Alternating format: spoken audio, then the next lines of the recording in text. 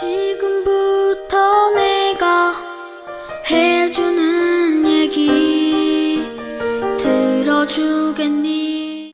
오늘 하나님께서 주시는 은혜의 말씀은 요한복음 6장 27절 말씀이 되겠습니다. 요한복음 6장 27절 말씀입니다. 제가 봉독해 드리겠습니다. 썩을 양식을 위하여 일하지 말고 영생하도록 있는 양식을 위하여 하라. 이 양식은 인자가 너희에게 주리니 인자는 아버지 하나님께서 인치신 자니라. 아멘. 오늘은 모든 것을 다 드리고 싶은 자, 모든 것을 다 드리고 싶은 자 두 번째 시간이 되겠습니다. 며칠 전 텔레비전에서 약 20년간을 택시 운전을 하셨다는 한 분의 인터뷰를 본 적이 있습니다. 코로나19 사태가 진정되지 않으면 적금, 예금을 다 깨야 될 것 같다라는 말씀을 인터뷰를 통해서 그분이 하셨죠. 그러니까 강산이 변해도 두 번이나 변하는 긴 시간 동안 한우물을 파면서 정말 열심히 일하신 분인데 반년도 되지 않는 어려움에 평생 수고해 쌓아놓은 그 창고의 곡식들이 텅텅 비게 되었다. 이런 말씀을 하시는 것이었습니다. 이것이 반평생 수고롭게 일한 결과인가 하는 생각이 들었습니다. 얼마 전 우리는 이런 이야기도 들어야 했습니다. 한 청년의 안타까운 이야기였죠. 이 청년은 그 어렵다는 대입의 관문을 뚫고 대학 입학에 성공을 했습니다. 코로나 때문에 계약이 늦어지는 바람에 그 기간을 이용해서 생활비를 좀 벌려고 오토바이를 타고 열심히 아르바이트를 하다가 그만 세상을 떠나고 만 것입니다. 그것도 무면허 10대 운전사의 차에 치여서 세상을 떠나게 된 안타까운 이야기입니다. 정말 안타까운 이야기들이 참 많은데 또 어떤 분은 마음을 다해서 하나밖에 없는 아들을 사랑하고 양육했는데 그 아들에게 버림을 받았다 하는 이야기를 듣기도 합니다.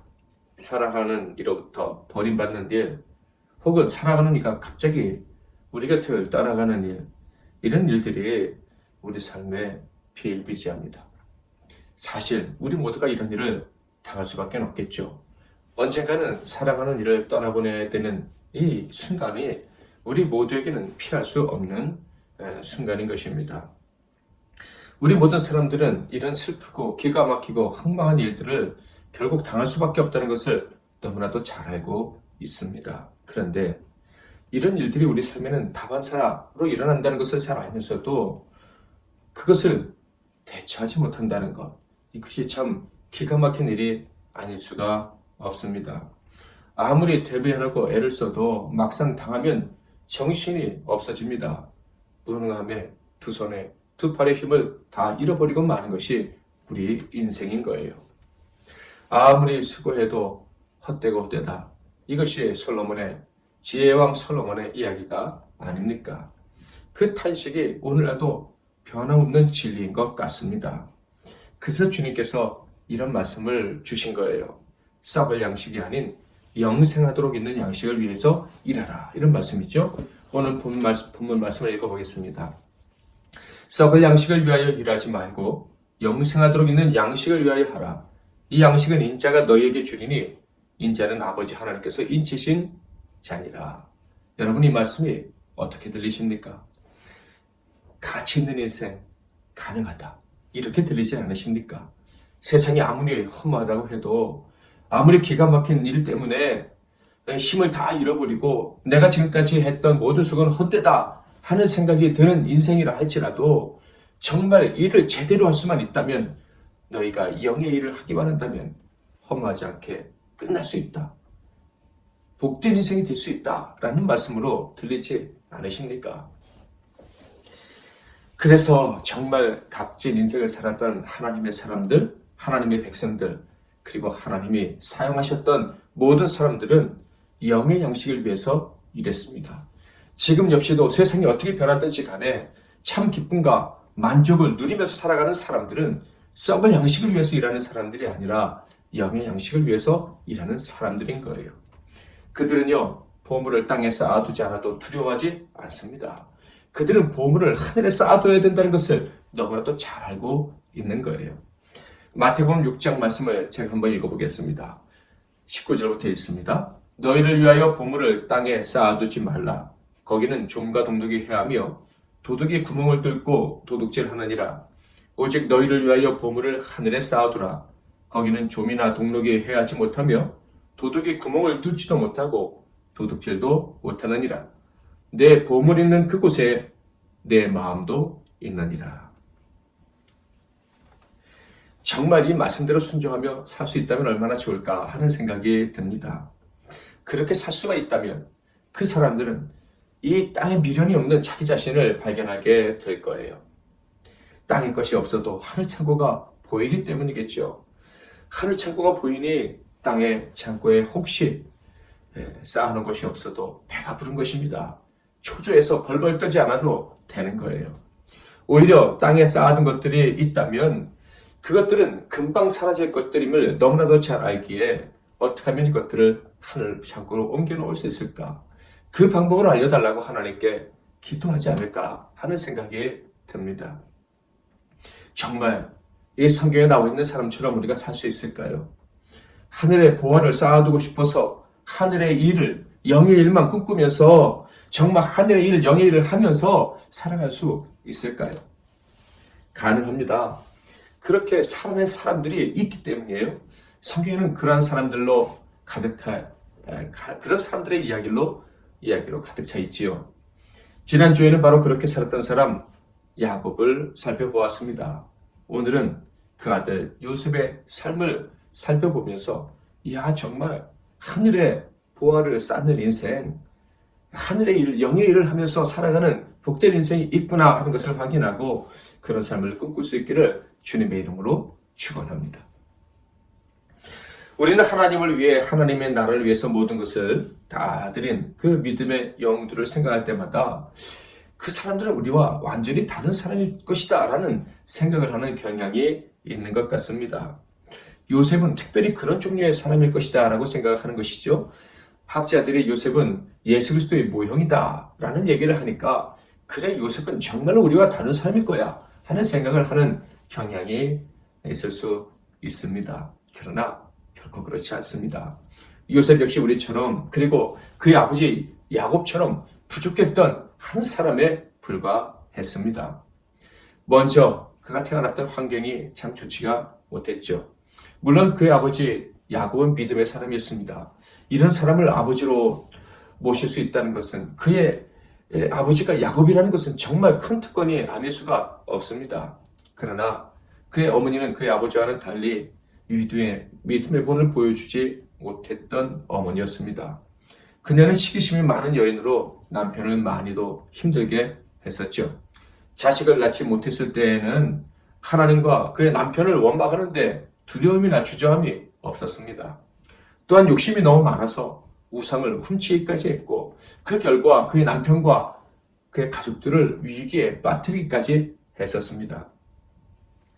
게다가 일찍 요셉의 곁을 떠나고 말았죠.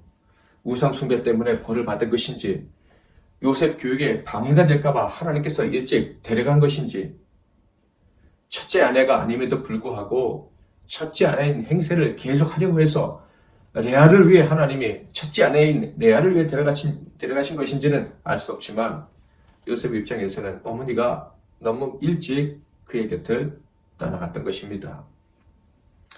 그렇다면 그의 아버지는 또 어땠습니까? 아버지는 위대한 신앙인 것은 맞습니다. 그러나 아내를 2명이나 두었고 두 아내의 여종들을 첩으로 두어야만 했던 기구한 운명을 가진 아버지입니다. 그래서 요셉이 태어나기 전에 이미 10명의 형들과 1명의 누나가 있었습니다.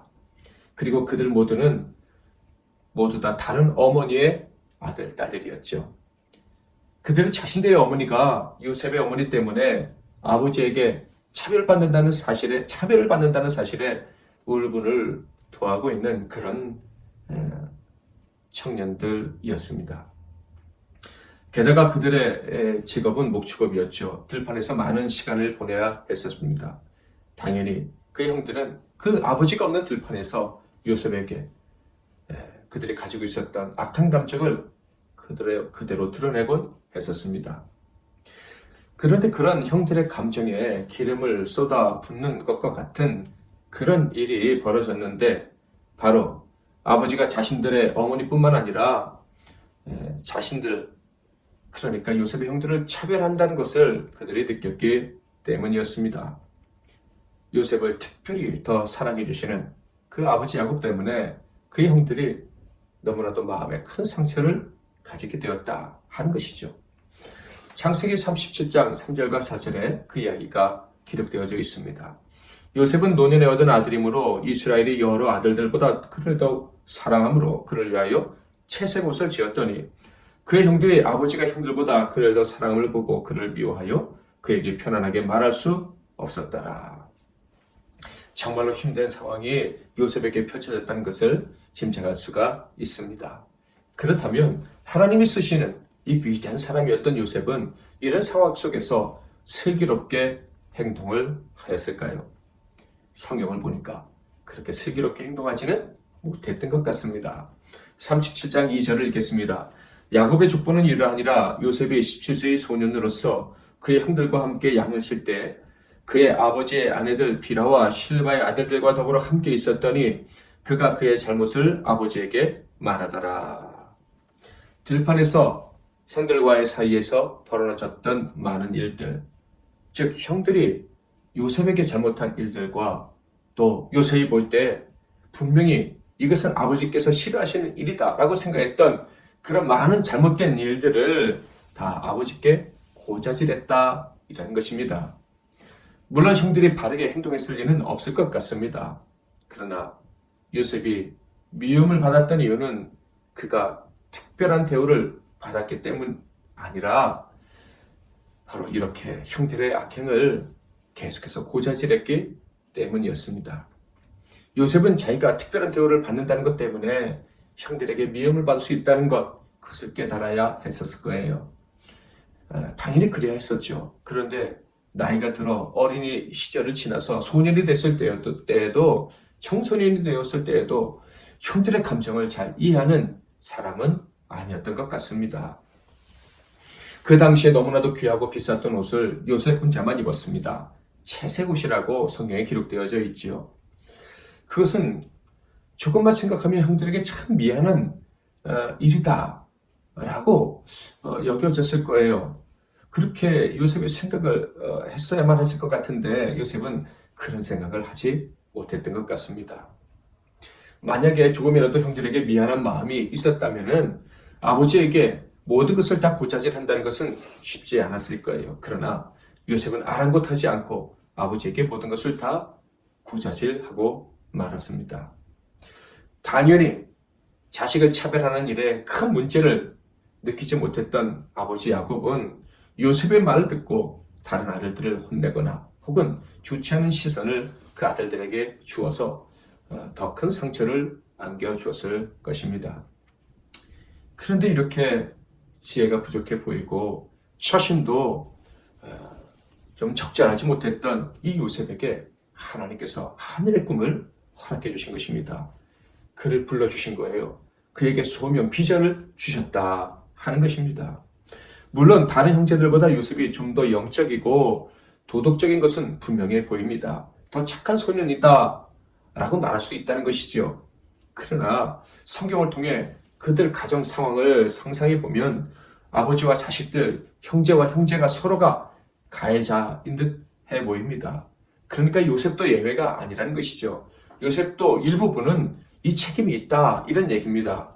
그런데 왜 요셉에게만 하나님이 꿈을 주셨을까? 왜 요셉에게만 소명을 주셨을까? 참으로 이상한 일이 아닐 수 없습니다. 그러나 조금만 생각해 보면 또 금방 이해할 수가 있어요. 저와 여러분을 한번 생각해 보시기 바랍니다. 저와 여러분 같이 부족한 자에게 주님이 찾아오셔서 영생을 주시지 않으셨습니까?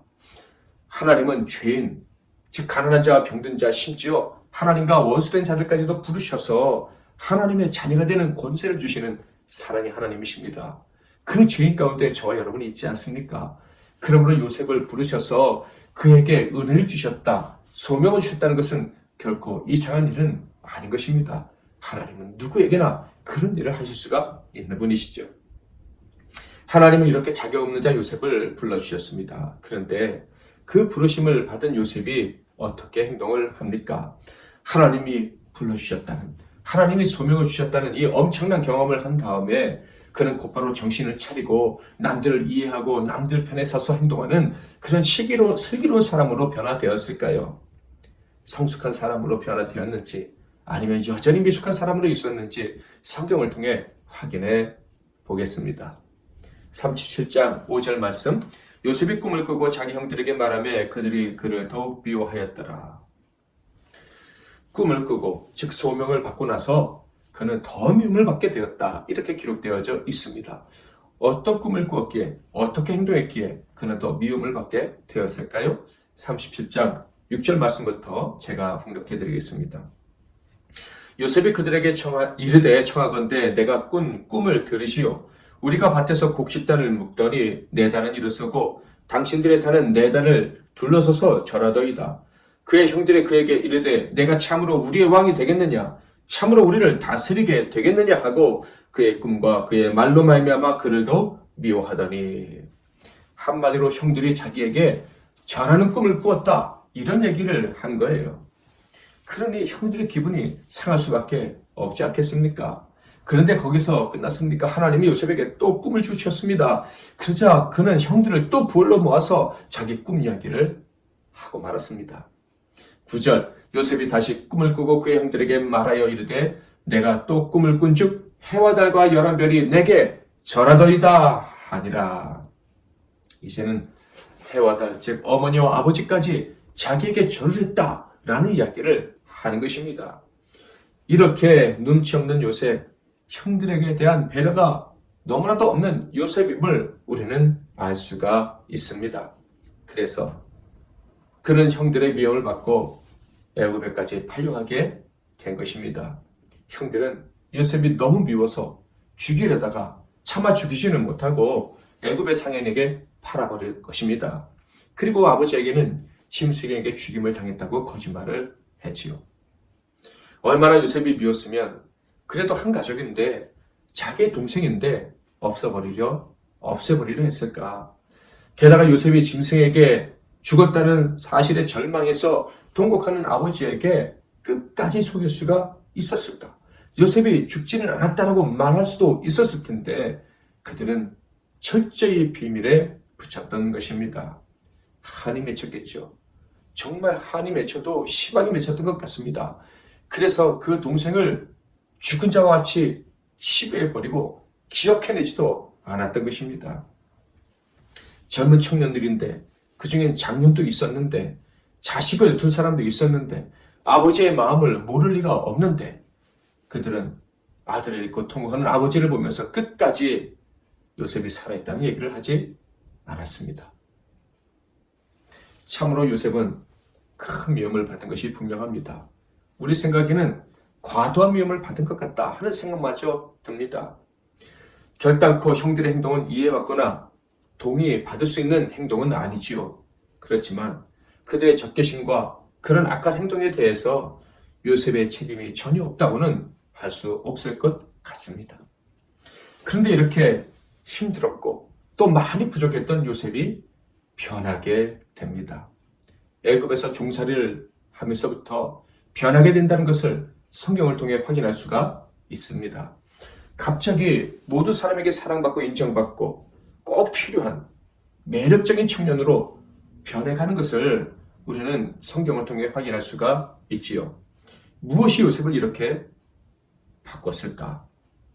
하나님께서 자신을 위해서 일하신다는 사실을 깨달은 후부터가 아닐까 하는 생각이 듭니다. 39장 1절부터 제가 봉독해 드립니다. 요셉이 이끌려 애굽에 내려가매 바로의 신하 친위 대장 애굽 사람 보디발이 그를 그리로 데려간 이스마엘 사람의 손에서 요셉을 사니라. 여호와께서 요셉과 함께 하심으로 그가 형통한 자가 되어 그의 주인 애굽 사람의 집에 있으니 그의 주인이 여호와께서 그와 함께 하심을 보며 또 여호와께서 그의 범사에 형통하게 하심을 보았더라.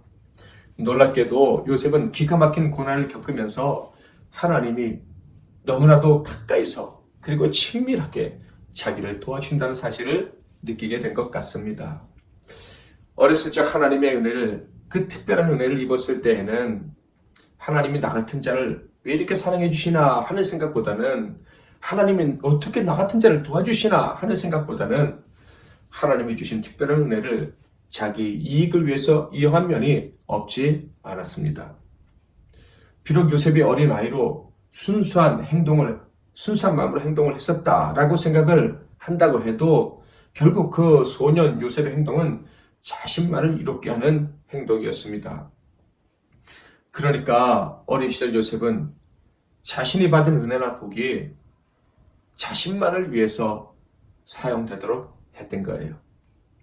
만약 그 복이 자신만을 위해서 사용한다면 남에게 해가 될 수도 있다는 생각을 조금도 하지 못했다는 것이죠. 그런데 고난을 겪으면서 진짜 은혜를 깨닫게 되자 그는 달라지게 된 것입니다. 하나님의 은혜를 입은 사람은 하나님의 영광을 위해서뿐만 아니라 다른 사람의 유익을 위해서 살아야 된다는 것을 알았다, 깨닫게 되었다 하는 것입니다. 고난당하기 전에는 자신이 받은 은혜가 당연히 자기에게 있는 것인 줄 알았습니다. 그러니까 은혜가 아니라 자기가 마땅히 받아 누릴 특권이요, 권리였다 하는 거예요. 자신이 받은 은혜로 교만해졌습니다. 자신이 받은 은혜로 남을 억누르고 무시하고 힘들게 했습니다. 그러나 그것이 얼마나 큰 문제인지 깨닫지 못했었던 것이죠. 참 은혜가 이런 부작용을 낳을 수가 있는 거예요. 하나님의 은혜가 아무리 부어져 내려도 그 마음이 교만하고 겸손하지 못하면 사랑하는 이웃들과 고통당하는 이웃, 심지어 원수들까지도 사랑의 눈으로 볼 수 있는 여유와 그런 겸비한 마음이 없다면 은혜가 은혜되지 못하고 그 은혜가 큰 부작용을 낳고 결국 자신과 다른 사람을 힘들게 할 수 있다는 것을 우리는 분명히 알아야 하는 것입니다. 요셉이 고난을 통해 하나님이 돕지 않으시면 살 수 없다는 것을 이제 깨닫게 됩니다.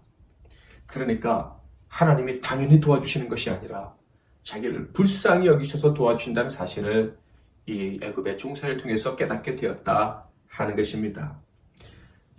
마찬가지로 형들과 마찬가지로 나 역시도 하나님이 돕지 않으시면 아무것도 아니구나 하는 것을 깨닫게 되었다 하는 거예요. 그리고 더 나아가 하나님의 은혜만 있다면 세상에서 버림받은 자라 할지라도 아무에게도 도움을 얻지 못하는 그 가련한 인생이라 할지라도 살 수 있다는 것, 그것을 깨닫게 된 것입니다. 그렇구나. 은혜만 있으면 되는구나.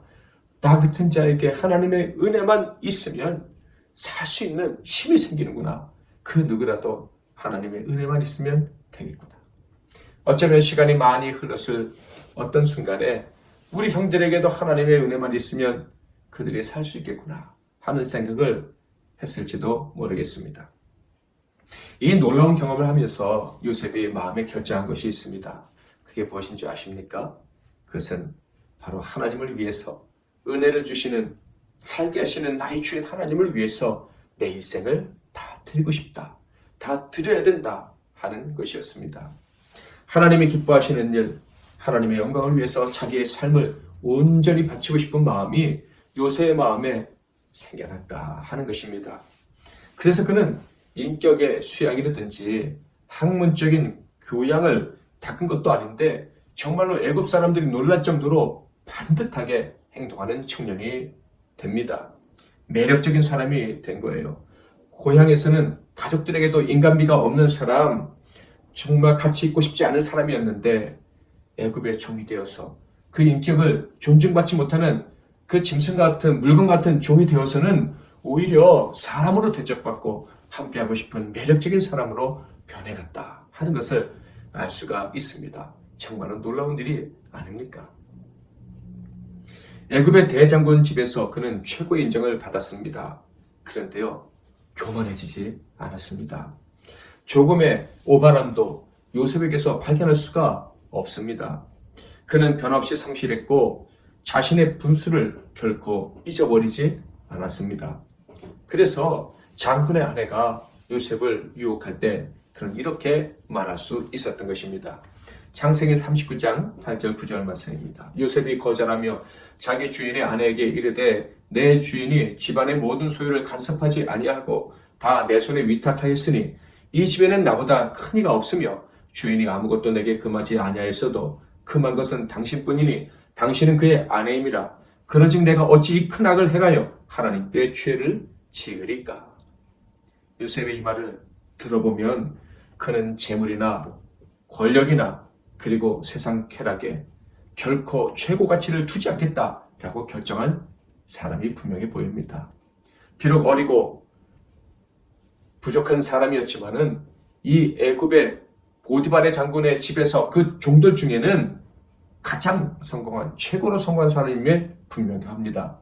사람이 분명합니다. 그럼에도 불구하고 그는 더 큰 성공, 더 큰 즐거움을 추구하지 않고 있음을 알 수 있습니다. 그가 추구하는 것은 오직 하나님의 영광이었던 거예요. 아무리 사람들이 인정해 주어도 그는 하나님께 인정받고 싶었어요. 아무리 사람이 칭찬을 많이 해준다 해도 하나님이 칭찬해 주지 않으신다면 아무것도 아니라는 것을 그는 분명히 알고 있었다 하는 것입니다. 하나님의 영광, 하나님의 칭찬, 이것이 그의 최고의 관심이었습니다. 예수님의 말씀처럼 말이죠. 썩을 양식을 위하여 일하지 말고 영생하도록 있는 양식을 위하여 하라. 이 양식은 인자가 너희에게 주리니 인자는 아버지 하나님께서 인치신 자니라. 하나님께서 인치신 자 예수님은 하나님의 일을 하셨는데 하나님이 인치신 자 예수님처럼 요셉 역시도 하나님의 일을 하기로 작정한 거예요. 그러니 이 사람이야말로 은혜 받은 사람인 것입니다. 하나님이 은혜를 주시기로 작정한 사람이요, 하나님이 은혜를 주시지 않을 수 없는 사람이었던 것이죠. 요셉은 자신의 우선순위를 정할 수 있었습니다. 하나님의 일, 영의 일, 그것이 그의 인생의 최고 우선순위의 일이었다 하는 것이죠. 자신의 영달이 아니었습니다. 하나님의 영광이 최우선순위인 사람, 그게 바로 요셉이었던 것이죠. 인생의 최우선순위가 세상에 속한 것에서 하나님으로 바뀌게 되면 모든 것이 바뀌게 됩니다. 다시 말씀드립니다. 인생의 최우선순위가 하나님으로 바뀌게 되면 모든 것이 바뀌게 됩니다. 바로 이 점을 하나님께서 요셉을 통해 주시는 교훈이 아닌가 생각해 봅니다.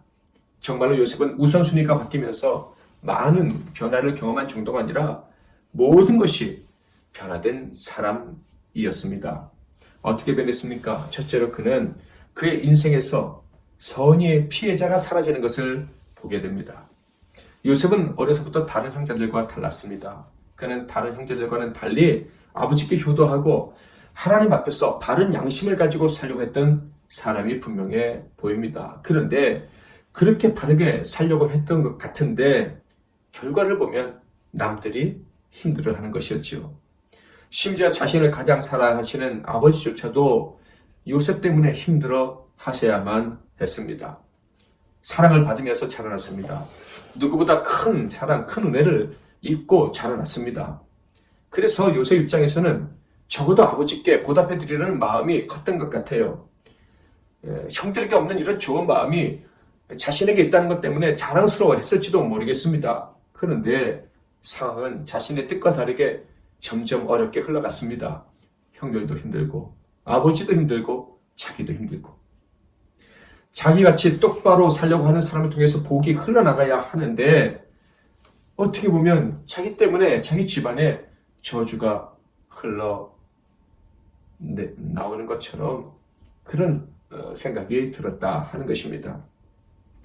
정말 착하게 살고 싶었고 그렇게 살 수 있다고 생각했는데 결과는 그렇지 못했다는 것이죠. 그러다가 애국까지 온 것 아니겠습니까? 그런데 보디발 장군의 집에서 또 자신 때문에 장군의 아내, 자기가 충심을 다해 섬기는 이 주인의 아내가 큰 죄를 지을 무서운 상황에 빠지게 된 것입니다. 어떻게 해야 될까? 그런데 아시다시피 요셉은 이미 이때 마음이 결정되어 있었습니다. 나는 오직 하나님의 영광을 위해서 살아간다. 혹시 내가 해를 입더라도 억울한 일을 당하더라도 남에게 해를 입히지 않는다. 나 때문에 다른 사람이 해를 입지 않았으면 좋겠다 하는 생각을 분명히 하고 있었던 것 같습니다. 그래서 고자질하지 않았습니다. 그 잘하던 고자질을 하지 않고 온통 누명을 자기가 다 뒤집어 쓰고 언제 나올지도 모르는 영어의 몸이 됩니다. 감옥에 갇히게 되었다 하는 거예요.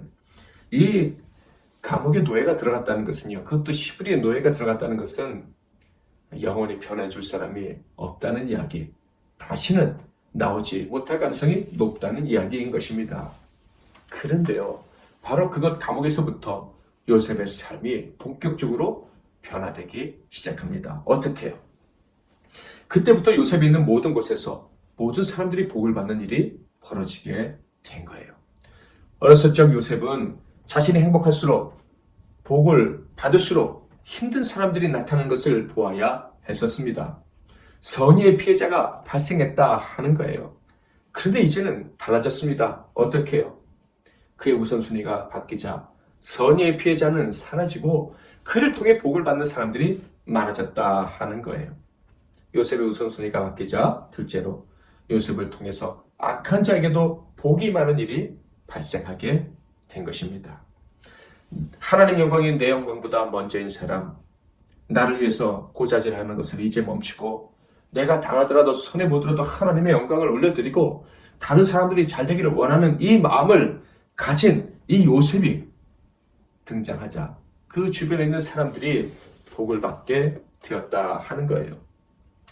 요셉이 감옥에 들어갔을 때 그 요셉 한 사람 때문에 감옥의 기온이 달라지게 됩니다. 창세기 39장 21절 말씀부터 제가 봉독해 드립니다.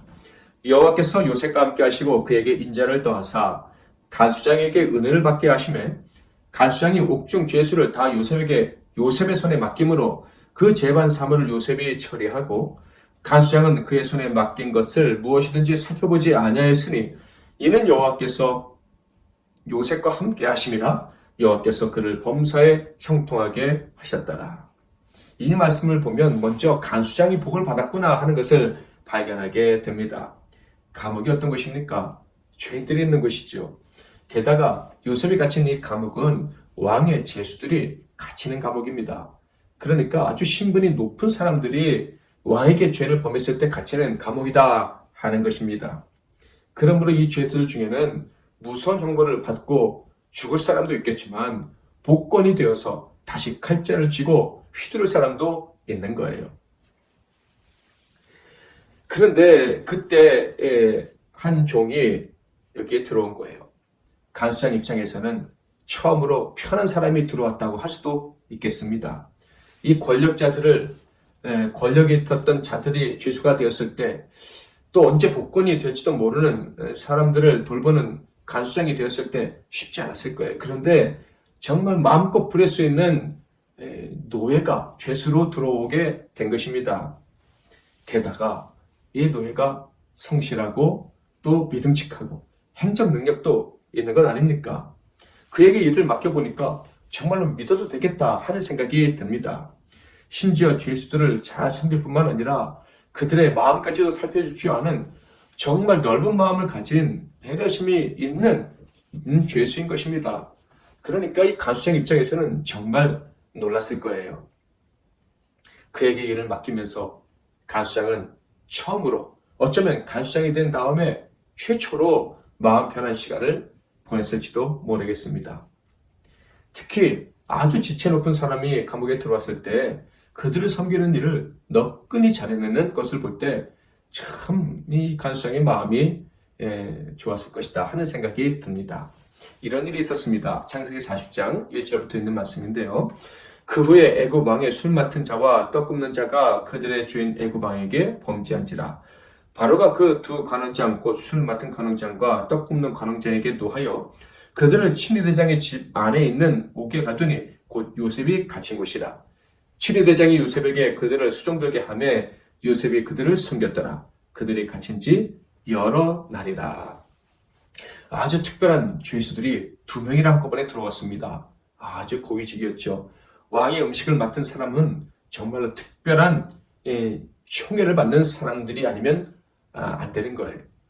총애를 받는 사람들이 들어오자 이제 비상이 걸렸습니다. 친위대장까지 나선 거예요. 친위대장이 오더니 간수장에게 말합니다. 요셉이 술 맡은 관원장과 떡 굽는 관원장을 돌볼 수 있도록 하라 명령을 내린 것입니다. 아마도 지체 높은 자들을 이 요셉이 어떻게 섬겨야 되는지를 알고 있을 것이다 라고 생각했기 때문에 아마 친위대장은 그런 명령을 내렸던 것 같습니다. 그러나 시위대장은 간수장은 긴장했겠죠. 과연 잘할 수 있을까? 잘못하면 내 목이 날아갈 텐데. 그런데 기우였습니다. 요셉이 너무나도 그들을 잘 섬기는 것이 아닙니까? 아침마다 얼굴빛을 살펴서 그들의 필요를 채워줄 뿐만 아니라 말벗도 되어주고 심지어 그들의 꿈까지 해몽해 주는 것이 아닙니까? 정말로 간수장의 입장에서는 복덩이가 굴러 들어온 것입니다. 하나님 앞에서 뜻을 정한 요셉은 감옥의 간수장에게도 복이 될 것입니다. 그뿐입니까? 왕의 신하 중 한 명의 술 맡은 관원장은 요셉이 해몽해 준 대로 자신의 지위가 회복되는 복을 누리게 되었습니다. 복입니다. 급기야는 요셉이 애굽의 총리가 되어서 애굽 나라 모든 사람들과 그리고 그 주변의 온 세계 사람들에게도 복을 나눠주게 됩니다. 하나님께서 내리신 7년 대흉년에도 굶어 죽지 않도록 만들어 주신 것입니다. 지금이 우리 전 세계적으로 대흉년과 같은 무서운 때인데 저와 여러분 중에서 그리고 이 땅의 많은 크리스찬 중에서 이 뜻을 정한 자가 있어서 굶주려 죽을 수 있는 사람들을 살릴 수 있는 그런 은혜가 있기를 바랍니다. 결국 하나님께서 뜻을 정한 요셉에게 주시는 이 복은요, 그를 살해하려다가 애굽에 팔아버린 그의 형제들과 편애하는 우를 범해서 아들을 잃고 슬픔으로 세월을 보내고 있는 아버지 야곱에게까지 이르게 됩니다. 형들은 요셉이 애굽의 총리라는 것을 드디어 깨닫게 되었죠.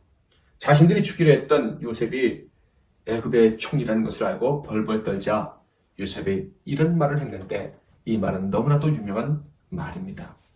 창세기 45장 5절부터 8절 말씀 제가 봉독해 드립니다. 당신들이 나를 이곳에 팔았다고 해서 근심하지 마소서, 한탄하지 마소서. 하나님의 생명을 구원하시려고 나를 당신들보다 먼저 보내셨나이다. 이 땅에 2년 동안 흉년이 들었으나 아직 5년은 밭갈이도 못하고 추수도 못할지라. 하나님의 큰 구원으로 당신들의 생명을 보전하고 당신들의 후손을 세상에 두시려고 나를 당신들보다 먼저 보내셨나니 그런즉 나를 이리로 보낸 이는 당신들이 아니요 하나님이시라.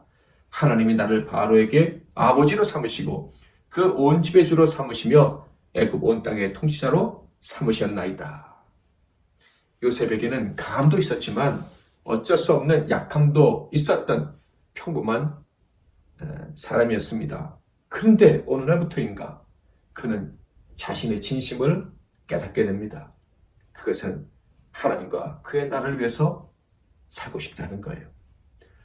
하나님의 영광을 위해서 살고 싶은 마음이 결정되었고 그것은 결코 변질될 수 없다는 것이었습니다. 억울하게 모든 것을 잃는다 할지라도 나는 하나님은 잃을 수 없다 하는 것이 나의 중심이라는 것을 요셉이 깨닫게 되었다 하는 거예요.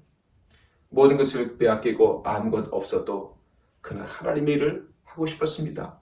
감옥에서 언제 나올지 아니면 감옥에서 언제 죽을지 모르는 상황 속에서도 그는 하나님의 영광을 위해서 살고 싶었어요. 그것이 그의 유일한 꿈이었습니다. 그는 참으로 영의 일, 하나님이 택하신 자, 하나님이 보내신 자가 하는 그 일을 하고 싶었다 하는 거예요. 그리고 사탄이 지배하는 환경은 요셉의 결정이 틀렸다는 것을 증명하기 위해서 매일 매순간 발버둥 치는 것 같았습니다. 그러나 하나님의 은혜는 그의 마음, 그의 결정을, 그의 중심을 지켜주셨습니다. 그래서 그는 변하지 않았습니다. 그의 마음은 변함없이 하나님을 최우선순위로 모시고 살아가고 있었던 거지요. 때가 되자 은혜가 흘러넘치기 시작했습니다. 뜻을 정한 그로부터 하나님의 은혜가 흘러넘치더니 주변의 사람들이 복을 받기 시작했다 하는 거예요. 세상이 복을 받기 시작했고요. 사랑하는 사람들이 복을 받기 시작했고요. 심지어 원수들까지도 요셉을 통해 흘러넘치는 하나님의 복을 받게 되었다 하는 것입니다. 의심하고 싶을 때가 얼마나 많았을까? 포기하고 싶을 때가 얼마나 많았을까? 원망하고 싶을 때가 얼마나 많았을까? 젊은 시절을 노예와 죄수로 억울하게 살아야 했습니다. 그러나 그의 마음은 변하지 않았던 거예요. 많은 감정들이 그를 힘들게 했지만 그는 변하지 않았고 결국 복의 통로가 될 수 있었습니다. 그의 할아버지, 증조 할아버지 아브라함처럼 인내하고 기다려서 본토 친척 아비를 버리고 떠나서 정처 없이 방황했지만 하나님을 기쁘시게 하고 싶은 그 열망 하나 버티고 버텨서 복을 나눠주는 인생이 되었다 하는 것입니다. 사랑하는 성도 여러분, 지금은 말하지 않아도 누구나 느낄 수 있는 어려운 시기입니다. 주변의 모든 상황은 물론이거니와 나 자신도 믿을 수 없는 때가 되고 말았습니다. 그리고 심지어 너무 힘들어서 너무나도 앞이 보이지 않아서 하나님마저도 믿고 싶지 않은 그런 순간에 직면할 만큼 힘든 시기에 우리가 있습니다. 그런데 바로 이때 우리 하나님이 참신자를 찾고 계십니다. 마음이 정해진 자, 하나님의 영광만을 위해서 살고 싶은 자, 하나님의 말씀이 이루어질 줄 분명히 믿고 의심치 않고 그것을 붙들고 말씀대로 이루어질 것이므로 내일을 염려하지 않고 감사함으로 하나님께 나아가는 자, 그런 사람을 하나님이 찾고 계십니다. 이 고난의 때가 결국 하나님의 은혜가 넘쳐나는 때요. 이 고난의 때에 믿음을 지킨 나를 통해서 사람들에게 복이 흘러갈 것이다 하는 믿음으로 견디는 자를 하나님이 찾고 계시다. 이런 말씀이에요. 하나님은 그런 자를 발견하시면 그런 사람들을 통해서 죄악과 질병과 가난으로 죽어가는 수많은 사람들을 살려내실 것입니다. 구원하시고 복을 베풀어 주실 거예요. 소망을 심어주실 거예요. 제가 신학을 처음 시작했을 때 모든 것이 참 힘들었습니다만 가장 힘들었던 것이 있습니다. 저는 제가 신학을 하기로 결단을 하고 선지동산에 들어가면 그때부터 하나님이 제 가족들에게, 사랑하는 사람들에게 복을 주실 줄 알았어요. 그런데 복을 주시기는커녕 점점 더 어려워지는 것이고 집에 들어가도 그렇게 소망이 느껴지지 않는 것입니다. 왜 이래야 했나? 아무리 질문해도 답을 얻을 수가 없었습니다. 그런데 나중에 결국 깨닫게 되었습니다. 바로 제 마음의 우선순위가 하나님이 아니었기 때문이라는 것이죠.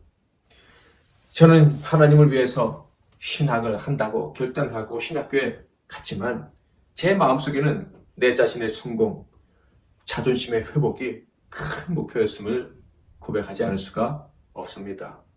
큰 교회 목사, 유명한 강사, 이런 야망이 최우선 순위에 떡하니 자리 잡고 있었다 하는 거예요. 저는 욕심이 없어요. 저는 함부로 내 것을 주장하지 않아요. 저는 남의 의견을 참 존중하는 사람이에요. 나는 착한 사람이에요 라고 말할 때에도 마찬가지였습니다.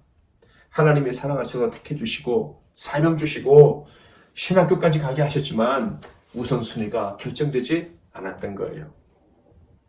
우선순위가 결정되지 않는 사명자, 하나님의 은혜를 입은 자, 이런 사람이 있다면 선의의 피해자가 생겨날 수밖에 없는 거예요. 생각하면 생각할수록 모든 사람들에게 미안한 마음이 듭니다. 그러나 감사하게도 하나님께서는 제게 계속해서 말씀해 주셨어요. 너의 최우선순위가 무엇인지 생각하고 결정해라. 빨리 결정해라. 너의 최우선순위는 내가 돼야 된다. 언제 결정하겠니? 하나님이 제게 말씀해 주셨다는 것. 이것이 정말 큰 은혜가 아닐 수가 없습니다. 그러면서 어느 순간부터 복이 저에게로부터 흘러나가는 것을 조금씩 느끼게 됩니다. 저 자신에게 너의 우선순위가 무엇이냐고 물어보는 그때부터 우선순위가 정해지지 않았음에도 그래서 슬퍼하는 자신을 발견함에도 불구하고 우선순위를 정하려고 주님으로 우선순위를 정하고 살려고 발버둥치는 순간부터 조금씩 복이 흘러나가는 것을 경험하게 되었습니다.